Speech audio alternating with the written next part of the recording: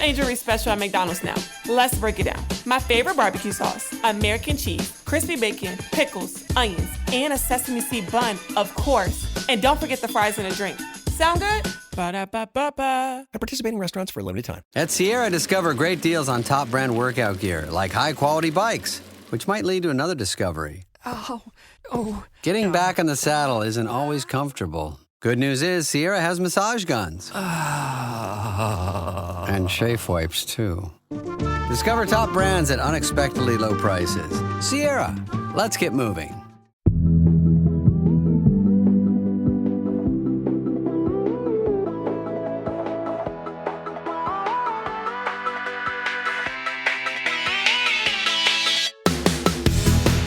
Hey, I'm Candice Lim. And I'm Kate Lindsay, and you're listening to ICYMI, In case you missed it. Slate's podcast about internet culture. And Candice, as of today, we are in the final weekend of award season, which I know for you is basically like a marathon that you've been running for months straight now. It is coming to an end because you are sort of a volunteer award show pundit. If you had a subreddit, that would be the subreddit you moderate. Yeah. What are your kind of favorite moments from award season this year, 2024/2025? Well, first off, thank you so much for the karma. I appreciate it. I think some of my favorite moments this award season were things like the Wicked holding space meme. Oh, God.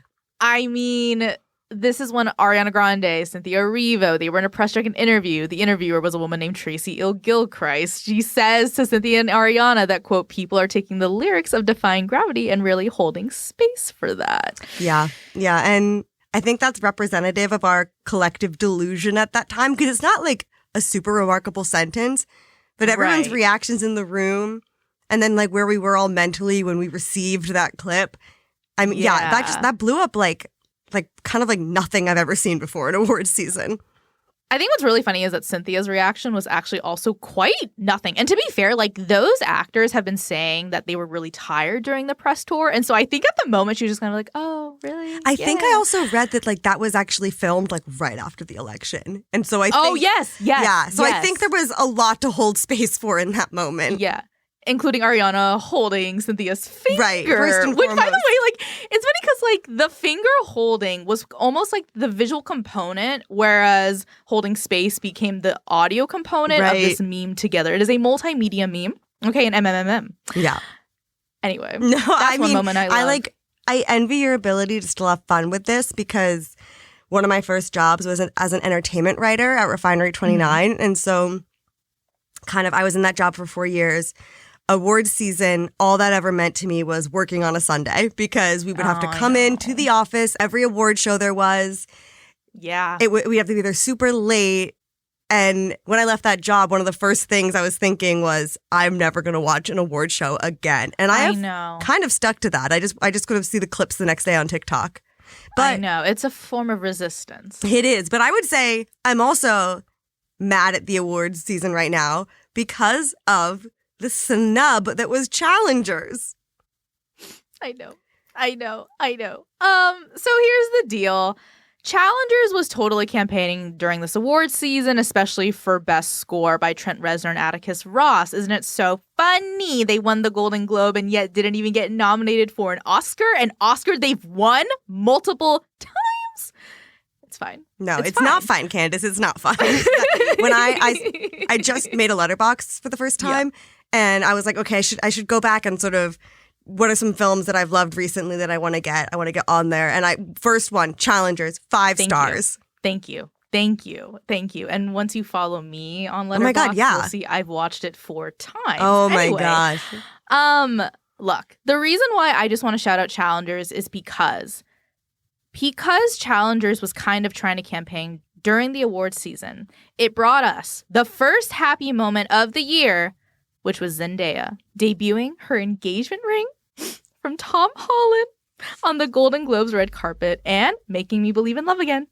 Yeah, I know. And then did you see, like, there were interviews she was doing after where she was just, like, constantly using that hand and Yes, sort of being yes. like, oh, whoa, I don't Yes. know. Yeah, it was really funny. Yeah, and it's so funny. She was doing this like screening for challengers, I think like the day after. I was supposed to go to it, and I last minute decided not to. Oh my and guess what that is God. called? A regret. I regret that. I do. But I want to give a shout out to one more person. Okay, I need to give it up to Conclave. Conclave the person. Conclave the person, because I really think they had probably the best grassroots online campaign. But it is crazy, crazy timing that the Vatican, as Conclave is up for a bunch of Oscars, did report that the Pope was not doing too well. So people were like, are we going to have another Conclave soon? Yeah, I weirdly wonder if a lot more people are going to like make the trek to the Vatican and like stake outside and basically become Conclave influencers. This is their tart trip. I mean, it's crazy the way that people have taken this, what could have been kind of, I mean, I watched it. I loved it. Also, I think give it 4 stars on Letterboxd, but how people kind of, I don't know, they decided they saw this movie that could be serious, dry, moving, and they were like, actually, it's cunty. And then it is. Yeah. It is because, like, look, the reason why I love Conclave is because the fan cams, I think, are probably the best ones I've seen this year. I'm thinking Cardinal Tedesco vaping, okay, to Girl So Confusing, and Boys, and Hoes Mad, and my personal favorite, The Baddest. And, like, I just feel like I need to credit 2 people for validating Conclave Hive, and that is Bald and Dowd and Pope Crave, a.k.a. Club Conclave. Yeah, those are my popes. Exactly. And the thing is, like, look, I'm not delusional. I know Conclave is not exactly a front runner for some of their categories at the Oscars this year, but I feel like the fan cams would tell you otherwise. They've won the fan cam awards. Exactly, because they would tell you that, like, Conclave is the only movie that exists, actually. And guess what? They're right. Yeah, no, it's the fun that people are having with these films is kind of like the highlight of this awards season. But I would argue the internet did a lot of Oppo campaigning this year.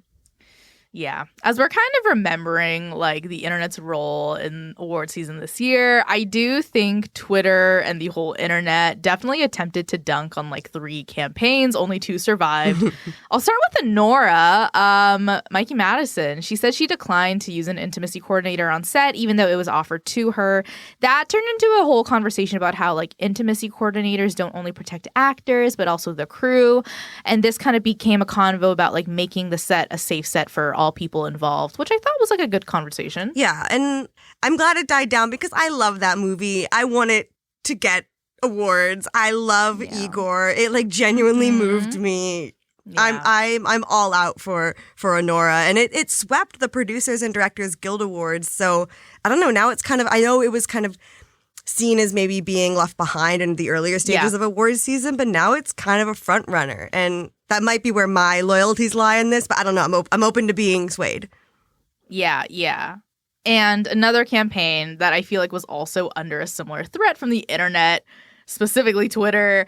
I actually would love to read a tweet about this movie that was posted back in October, and I would love for you, Kate, to like guess which movie this person's talking about.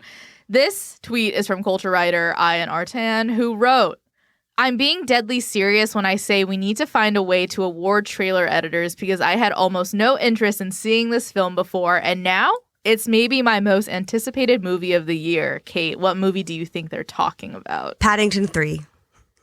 Ah, okay. Wow. First off, I have seen that. I saw it alone at Nighthawk. Oh my God. And it was good, yeah. right? Oh my God. Great time. How can you have a bad time at Paddington 3? But I'm guessing that's not the answer.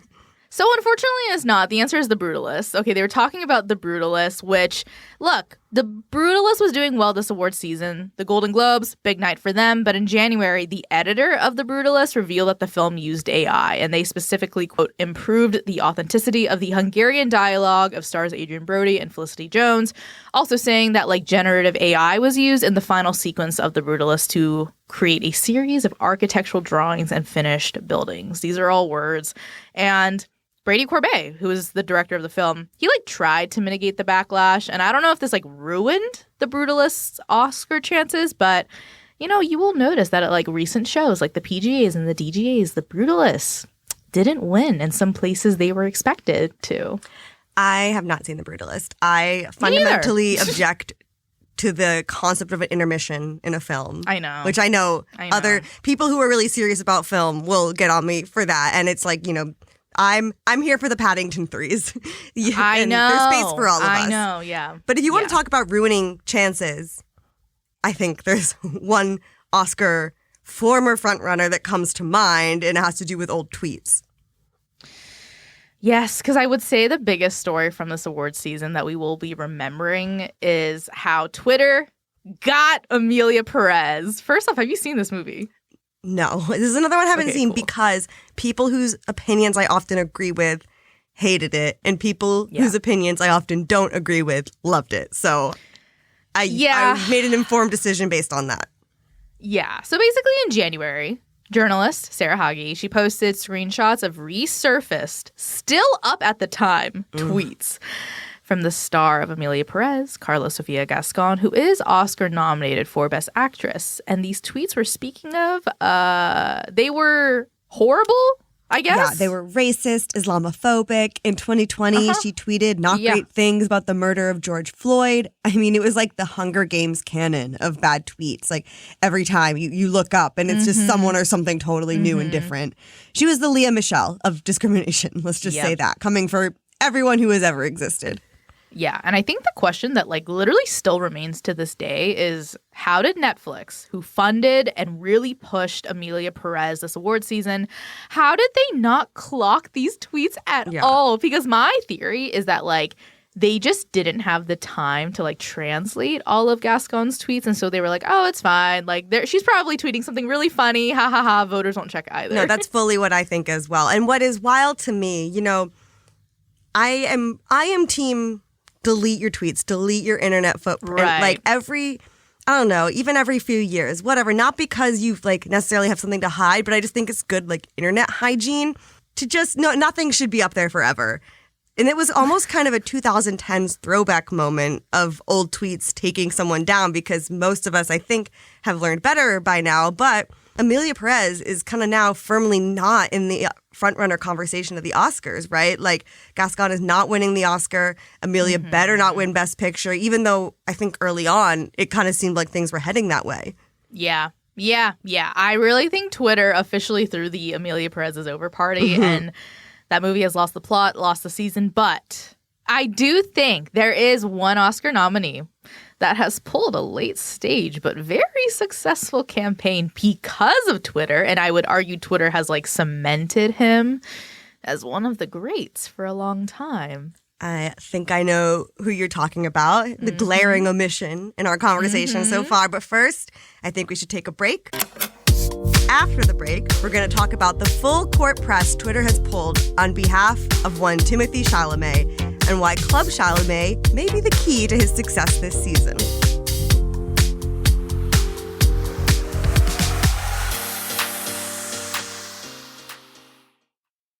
Get the Angel Reese special at McDonald's now. Let's break it down. My favorite barbecue sauce, American cheese, crispy bacon, pickles, onions, and a sesame seed bun, of course. And don't forget the fries and a drink. Sound good? Ba-da-ba-ba-ba. At participating restaurants for a limited time. Oh, I see why, my listeners. Do I have a scoop for you? So what is it, you ask? It's that Discover is accepted at 99% of places that take credit cards nationwide. Now, before anyone goes suggesting that this is just a rumor, know that there's actual proof that this kettle of tea is not only piping hot, but 100% true. So, yeah, sometimes it pays to be a little nosy, but it always pays to discover. Based on the February 2024 Nielsen report, learn more at discover.com/creditcard.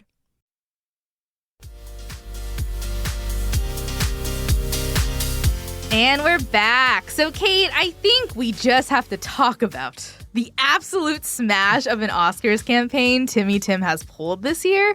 Because honestly, I had little faith in a complete unknown. Okay, I know the biopic is usually a slam dunk for Best Actor winners, but I just did not think his campaign was winning the traditional markers leading up to the Oscars. Right. And maybe it's because he was winning, the untraditional markers, aka Twitter, but he was kind of capturing a different demographic, which we can kind of get into. So let's just start with what were the biggest or most important moments of Timmy's campaign that you think got him to this place where he's toe-to-toe with Adrian Brody? Yeah. I think there's three. To me, the campaign officially started on October 28th with the Timothy Chalamet lookalike contest in New York City. This was so long ago that you were not even the co-host of this podcast yet.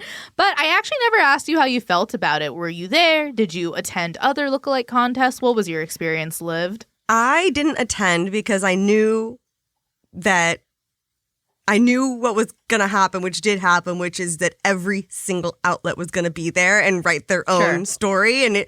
So I know people got fatigued with all the lookalike contest stuff. I really thought it was fun. I thought it was kind of the internet at its best. Like, I do think the purpose of the internet is to create community, and I think it's even better when that community happens IRL. I thought it was really fun. But I think him attending the actual contest, and he was one of the few who actually appeared, although shout out to Glenn Powell's mom who judged his. Oh, but yeah. I think it was evidence that he was in on it in the sense that he knew, oh, this is going to play really well. If I show up, the internet's going to go wild. Yeah, and that's the thing. Look at the actors who are nominated this year. He is the youngest by a landslide, and I think there's something there about the way, if he wanted to, if he didn't have these like great publicists behind him, he probably could run his own Oscars campaign from his bedroom because he has been so online for his entire adolescent life that he knows what is going to get the girls going. Well, I do wonder if he's,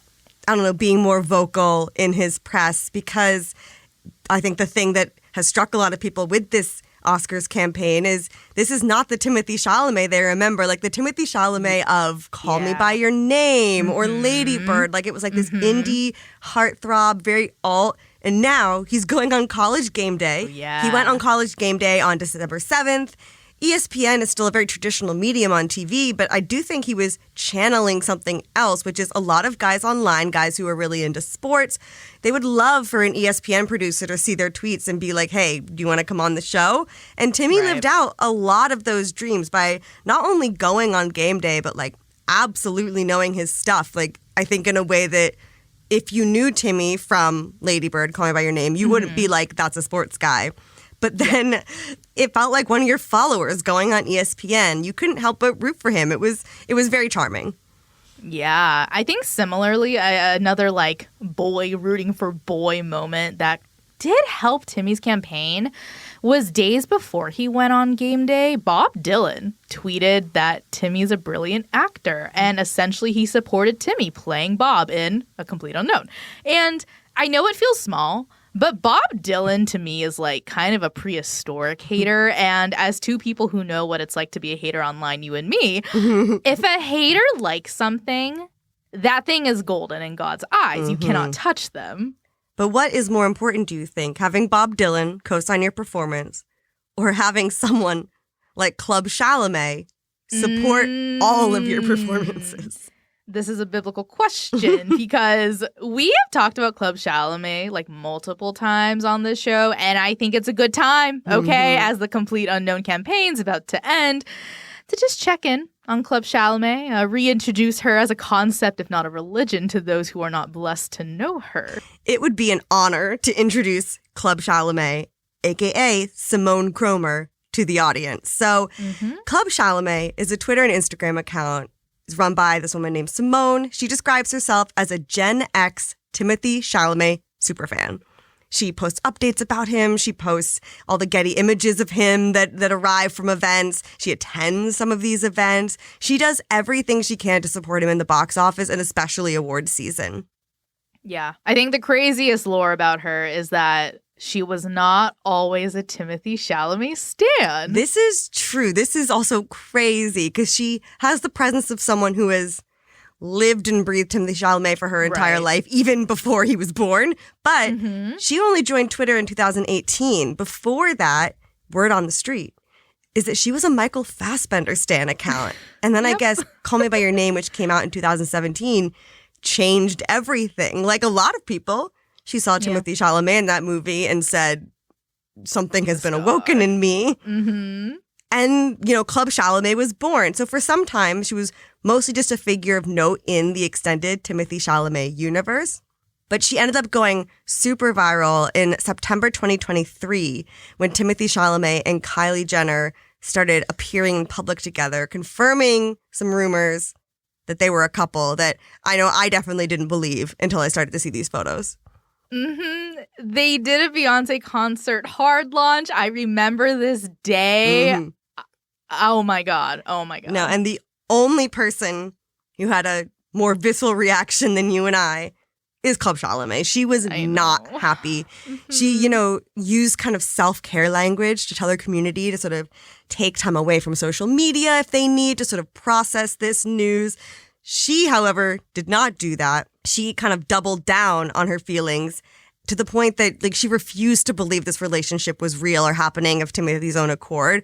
She was kind of pushing this conspiracy theory that someone like Kris Jenner maybe or someone in the Kardashian-Jenner family was blackmailing Timmy into this relationship.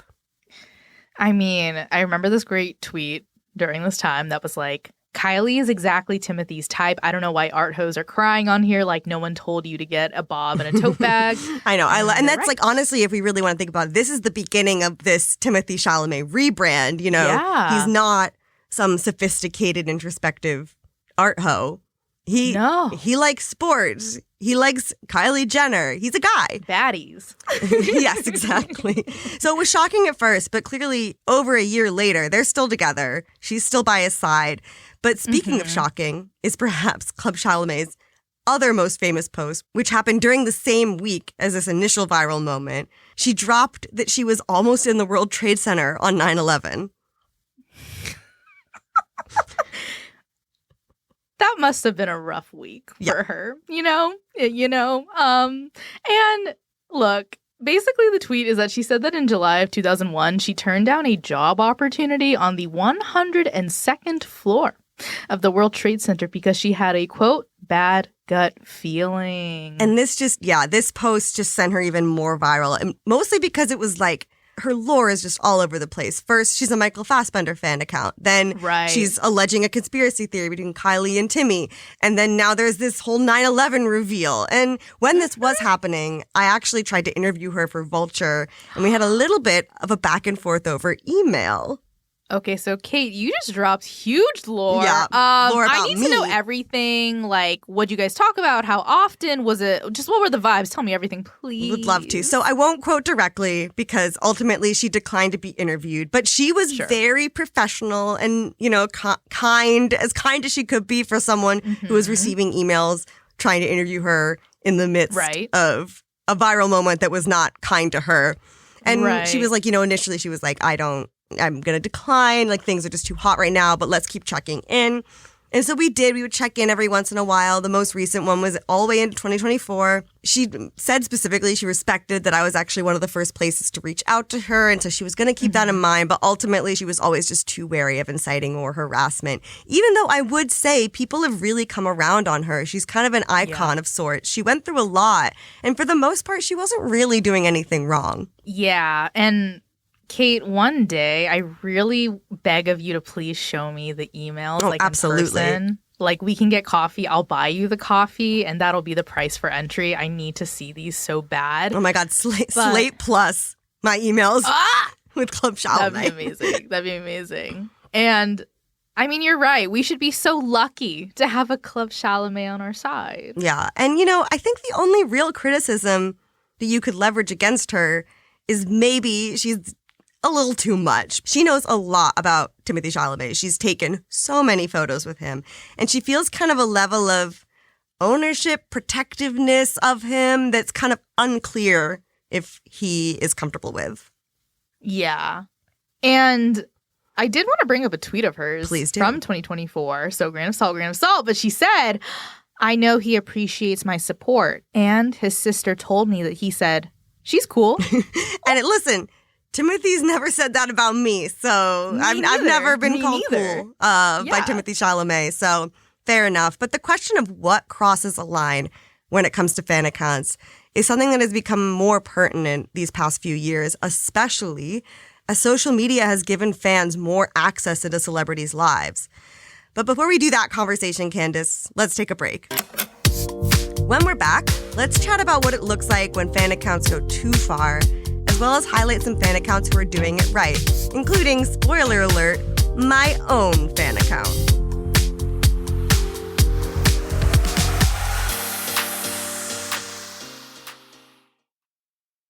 This podcast is brought to you by Progressive Insurance.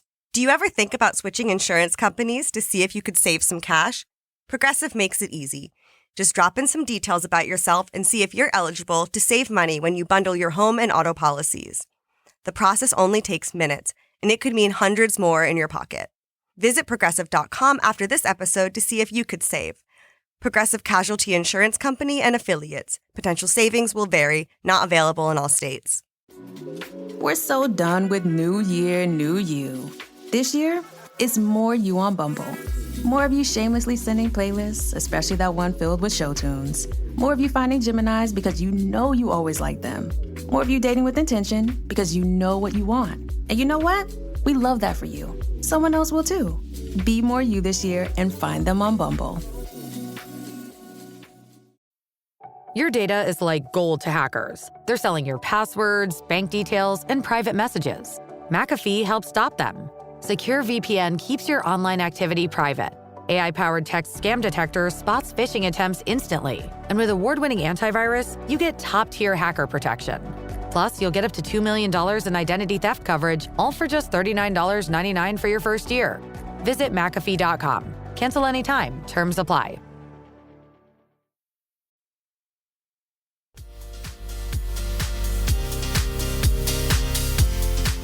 And we're back. So when we talk about fandoms going too far, a few examples come to mind. The first obvious one to me are Larrys, aka those who ship Harry Styles and Louis Tomlinson from One Direction. Caitlin Tiffany's book, Everything I Need I Get From You, How Fangirls Created the Internet as We Know It, has a great deep dive on this ship. But essentially, conspiracy theories about their relationship became so obsessive that if you look, you hardly see them interact or get photographed together anymore, likely, I imagine, to prevent inciting another wave of interest from this group. Yeah, and we've talked about the Larrys in past episodes. Former co-host of this show, Rachel Hampton, and I, we are Directioners, okay? And while Larrys are not a fan account, I'd also add those accounts that chart celebrities' private jets into the mix. You know, on one hand, it's like, yeah, okay, highlight how wasteful Taylor Swift's private jet usage is. But on the other, I do see how, especially with someone of her level of notoriety, her team would kind of object to that information being out there. It's a security concern. Yeah, and that's a perfect example of just how much access there is to celebrities these days. Like, even back when Kim Kardashian had that robbery in Paris, the people who robbed her told Vice News that they used her social media account to see what jewelry she was wearing. That's how they found out that she had these things. And they also knew she would be in Paris from social media and her general whereabouts. And that kind of helped them zero in. Yeah. And so to be a responsible fan account, you have to essentially decide you won't use or share certain information. It's on you. And I think an account that does a great job of this is actually Paul Mescal Pics. She kind of has a rule. She doesn't post paparazzi pics of Paul or any sort of covertly taken pictures by people who might see him out and about. You know, just generally no photos that were taken without his consent. And she also, and I think this is good, blocks anyone who in the comments is weird about like women that he's dating or being seen with, which, you know, happens to Timothée Chalamet, but she's like, I won't stand for it, delete, block. Yeah. I mean, I love the video of Paul Mescal and Paul Mescal Pics meeting in real life, going head to head, and like Paul Mescal trivia. It's quite funny. I would say that is within, I mean, this is a huge thing to say, but within my top 10 favorite videos of the internet because it is so sweet and funny. It was part of the promo that Paramount did for Gladiator 2.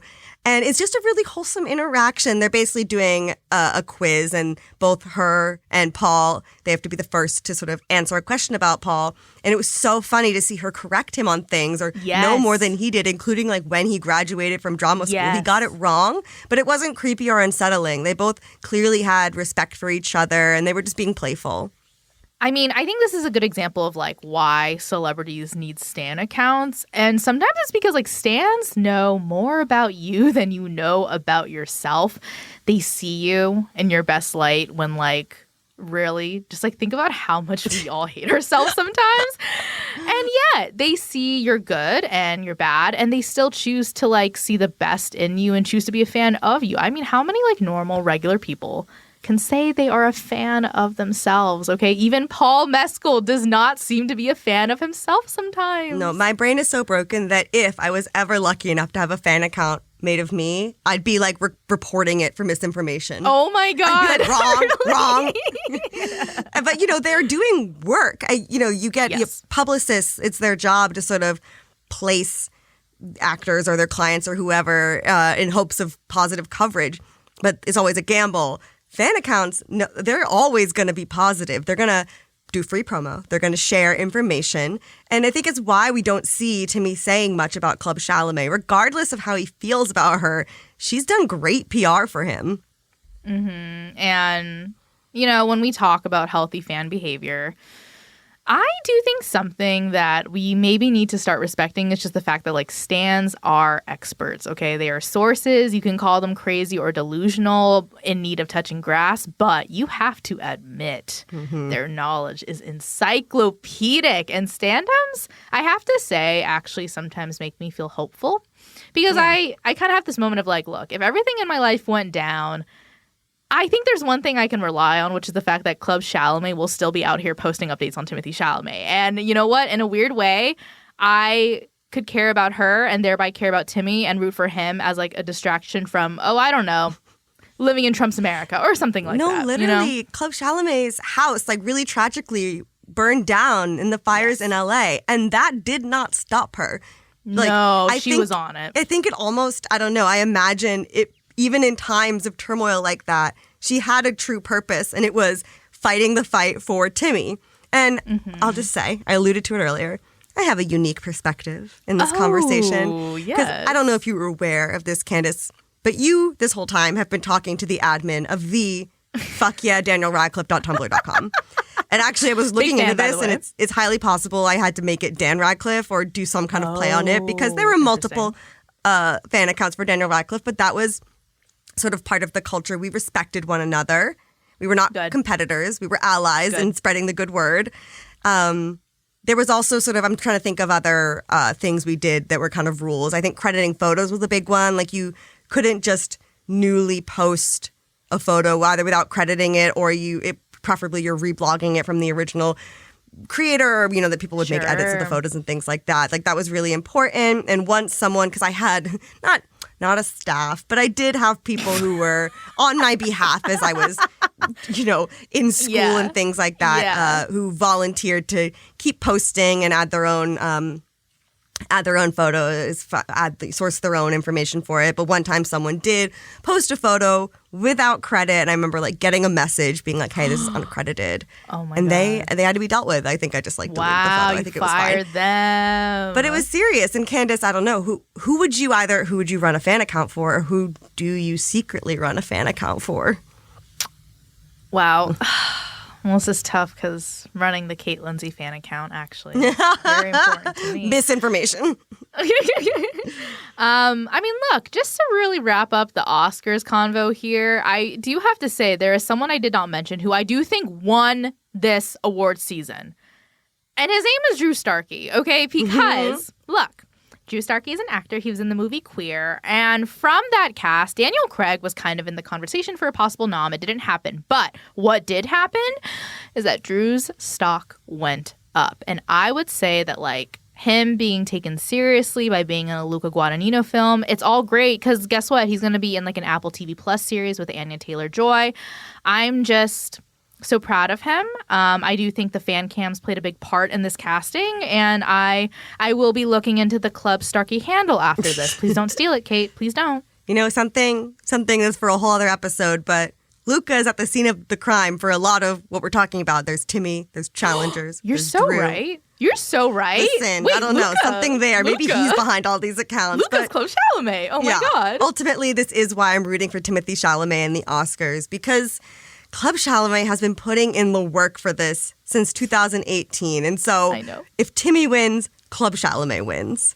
Yeah. And when Club wins, we all win. We all win.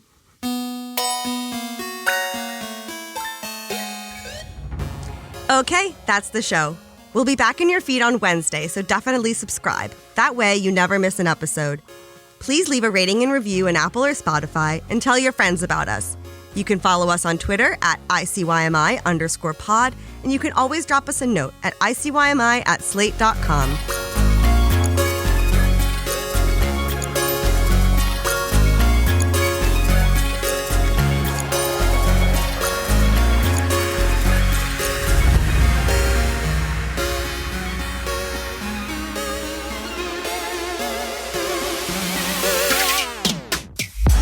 ICYMI is produced by Alexandra Botti, Kate Lindsay, and me, Candice Lim. Daisy Rosario is our senior supervising producer, and Hillary Fry is Slate's editor-in-chief. See you online. Or on fuckyeahDanielRadcliffe.tumblr.com. Get the Angel Reese special at McDonald's now. Let's break it down. My favorite barbecue sauce, American cheese, crispy bacon, pickles, onions, and a sesame seed bun, of course. And don't forget the fries and a drink. Sound good? Ba-da-ba-ba-ba. At participating restaurants for a limited time.